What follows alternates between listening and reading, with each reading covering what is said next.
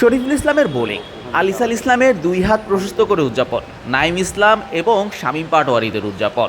আবার সবশেষ ম্যাচে সেঞ্চুরি করা উসমান খানের সেঞ্চুরি সেলিব্রেশন।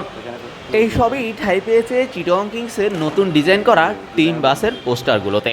এছাড়াও জুলাইতে যে আন্দোলন হয়েছে সেই জুলাই আন্দোলনের অনেকগুলো পোস্টারও সেখানে ঠাঁই পেয়েছে।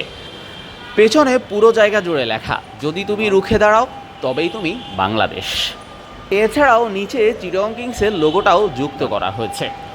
শুধুই পাশে আর পেছনেই নয়, সামনেও করা হয়েছে নকশা। সামনের নিচের দিকটায় লেখা জুলাই অভ্যুত্থান, ওপরে চিটাগং কিংসের নাম। অন্য আরেক পাশটায় চিটাগং কিংসের তারকা ক্রিকেটার অর্থাৎ মোহাম্মদ মিঠুন, নাইম ইসলাম, মার্শাল আইয়ুব এবং উসমান খানদের ছবি। বিপিএল এর অন্যান্য দলগুলো যখন বাসের ডিজাইনে কারিশমা দেখাচ্ছিল তখন চিটাগং কিংস একেবারেই হতাশ করেছিল। একেবারেই কোনো লোগো কিংবা নাম কিছুই ছিল না। দেশ ট্রাভেলসের একটা সাদামাটা বাস থেকে এমন সব ডিজাইন করে সবাইকে চমকে দিয়েছে চিটাগং কিংস। শাহরিয়ার শাওন, মিডফিল্ড।